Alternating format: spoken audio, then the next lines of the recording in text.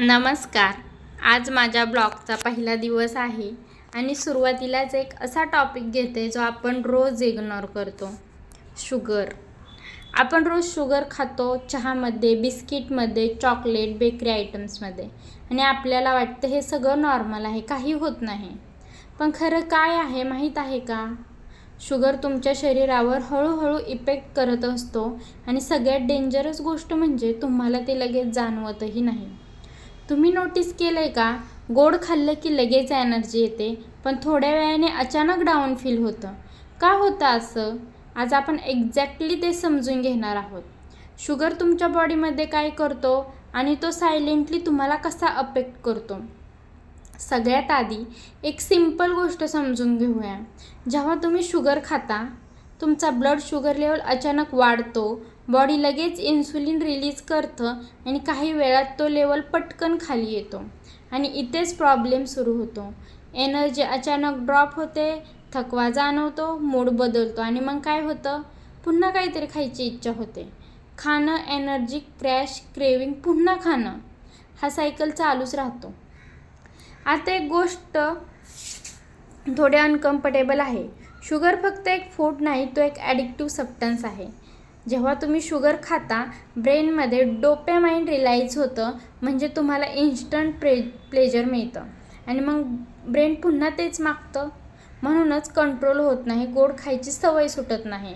पण ट्रूथ असं आहे, हा तुमचा विकनेस नाही, हा एक पॅटर्न आहे. जितकं जास्त शुगर तितकं जास्त क्रेविंग.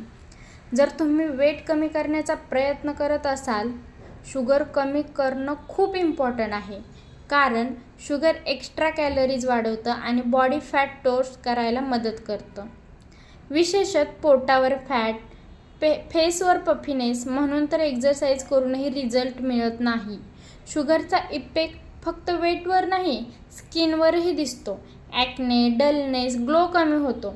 कारण शुगर शरीरात इन्फ्लेमेशन वाढवतं, म्हणजे बॉडी आतून डिस्टर्ब होते. जर तुम्हाला झोप नीट लागत नसेल, शुगर एक कारण असू शकतं. तो हार्मोन्स डिस्टर्ब करतो, डीप स्लीप कमी होते, सकाळी थकवा वाटतो. आता एक इम्पॉर्टंट गोष्ट, तुम्ही फक्त चहामधलं शुगर बघता, पण हिडन शुगर बघत नाही. Biscuit, bread, sauces, package food, तुम्ही वाटतं त्यापेक्षा जास्त शुगर घेताय. मग काय करायचं? एकदम बंद करू नका. चहा कॉफीमधलं शुगर कमी करा, पॅकेज फूड चेक करा, क्रेविंग आली तर पाणी प्या, थांबा थोडा वेळ. बॉडी हळूहळू ॲडजस्ट होते. शुगर कमी करणं सोपं नाही, पण त्याचा इफेक्ट इग्नोर करणं अजून डेंजरस आहे.